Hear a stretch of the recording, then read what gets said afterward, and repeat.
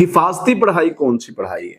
مجھے ایک سوال آیا کہ اکثر آپ ذکر کر جاتے ہیں کہ اس کے ساتھ اس کے علاج کے لیے حفاظتی پڑھائی پڑھیں اور اس کا کیا فائدہ ہے؟ دیکھیں، میں چونکہ وقت کی قلت کی وجہ سے بس اوقات ایک ایک چیز نہیں بتاتا، تو 4-5 چیزوں کو اکٹھا کر کے ہم بتاتے رہتے تھے، تو اس کو ہم نے حفاظتی پڑھائی کا نام دے دیا۔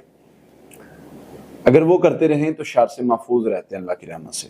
اس میں سورہ فاتحہ ہے، آیت الکرسی ہے، سورۃ البقرہ کی آخری 2 آیات ہیں، آخری 3 کل ہیں۔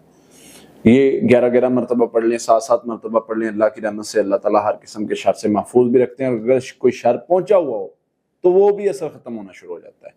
اب اس سے جو بندہ حفاظتی پڑھائی پڑھتا ہے اس کا جادو بھی ختم ہو جاتا ہے، اس پر دوبارہ جادو ہو نہیں سکتا۔ اگر پہلے ایک بار ختم ہو جائے یا جادو نہ ہو، وہ بندہ پڑھائی کر رہا ہے تو یہ پوسیبل ہی نہیں ہے کہ اس پر جادو ہو جائے۔ کیوں نہیں ہو سکتا؟ کیونکہ نبی صلی اللہ علیہ وسلم نے گارنٹی دی ہے کہ جو بندہ یہ عمل کر لے گا وہ محفوظ ہو جائے گا، اس تک شر نہیں پہنچ سکتا۔